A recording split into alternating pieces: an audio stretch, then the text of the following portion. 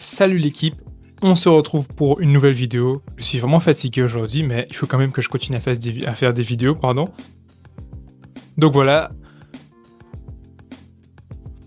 Merde, j'ai oublié ce que j'allais dire. Oui, on va parler de ma programmation pour mon prochain objectif d'endurance, parce que j'ai déjà fait une vidéo où je l'annonçais, dans les vidéos précédentes, vous allez voir, mais j'ai pas parlé de mon plan.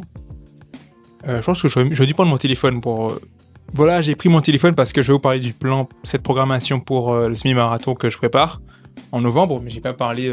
Enfin, le plan, je l'ai soit sur mon ordi, soit sur le drive, soit sur mon téléphone. Donc vu que j'ai pas l'ordi là, en même temps je prends mon phone. Vite fait. Mais bref, une petite vidéo, voilà. Cette programmation pour ce semi-marathon. Je me suis dit, enfin comme vous le savez, en course à pied, beaucoup ont tendance à s'entraîner par cycle. Chaque cycle, on entraîne une qualité. Il y en a qui vont faire beaucoup de séances de côte, il y en a qui vont faire des séances de seuil, très connues.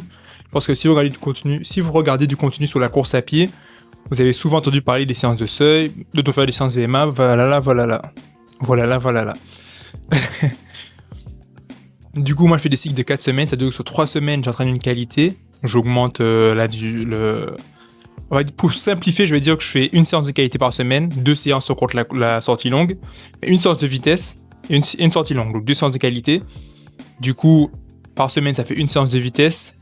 La deuxième semaine, j'augmente la difficulté. La troisième semaine, j'augmente la difficulté encore. Et la quatrième, une semaine de récupération sans séance vitesse, sans sortie longue.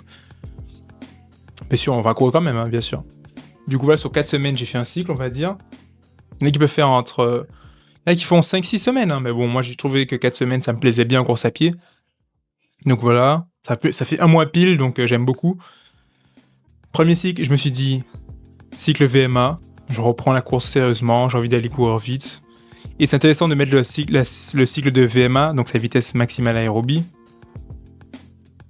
On travaille sa vitesse, sa VO2 max, sa consommation maximale d'oxygène, bref. C'est intéressant de mettre ça en début de préparation, parce que c'est une allure déjà qui est intense, et du coup, qui dit intense dit augmentation des risques de blessure, mais du coup qui est utile, mais c'est pas la plus utile à l'approche du semi-marathon en fait. Ce semi-marathon, c'est un semi-marathon comme on dit, donc on est relativement plus lent. Donc voilà, il y en a qui courent, les meilleurs coureurs courent leur semi-marathon à leur seuil. Ça dure en 1 heure. Ça c'est les meilleurs coureurs vraiment. Mais voilà, c'est jamais, tu cours pas un semi-marathon à vitesse max quoi. Du coup, c'est intéressant de travailler cette qualité-là en début de préparation. Du coup, un mois VMA, le gros truc de prépa, moi j'avais vraiment envie de faire du seuil. Du coup, je me rends compte que j'ai pris mon téléphone pour rien. Si je me rappelle du plan, j'ai envie de faire du seuil, beaucoup de seuil. Donc pas juste un mois de seuil, j'ai mis 2 mois de seuil, genre. J'ai mis 8 séances de seuil. Enfin, du coup, 6 séances parce que... j'ai mis 8 semaines de seuil, pardon, je me suis trompé. 8 semaines de cycle de seuil. Bon, vu qu'il y a une séance par semaine de vitesse, je ne suis pas trompé non plus. Voilà, je voulais dire 8 semaines où j'entraîne mon seuil. Mais en réalité, c'est 6 parce que tous les 4 semaines, comme j'ai dit, une semaine de récupération, du coup 1, 2, 3, récupération, 1, 2, 3 encore, récupération. Du coup, ça fait 2 mois de cycle de seuil à la fin. Après, via les dernières semaines avant, du coup, ça fera 4 mois, le dernier mois, les dernières semaines avant la course, avant le semi, la course. Là, je serai dans l'affûtage. Donc voilà, on commence à réduire l'intensité, on commence à réduire la durée des séances. Et là, mes séances de vitesse, ce sera vraiment juste des séances à allure semi-marathon pour m'adapter, me préparer et surtout m'habituer à cette allure. Donc voilà, c'est le plan de base, j'ai rien inventé de nouveau, un plan de base qu'on peut suivre pour un semi-marathon. Je trouve ça vraiment bien. Donc voilà, c'est tout ce que j'avais à dire pour cette vidéo. Plutôt tranquille, ce plan qui arrive.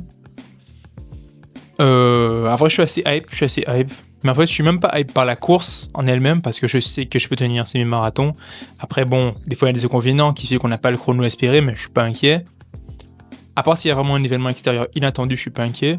Et j'ai surtout envie de remettre un peu plus de vitesse dans mes entraînements pour recommencer à travailler mon cœur, tout ça, mon cardio, consommation d'oxygène, économie de course, tout ça.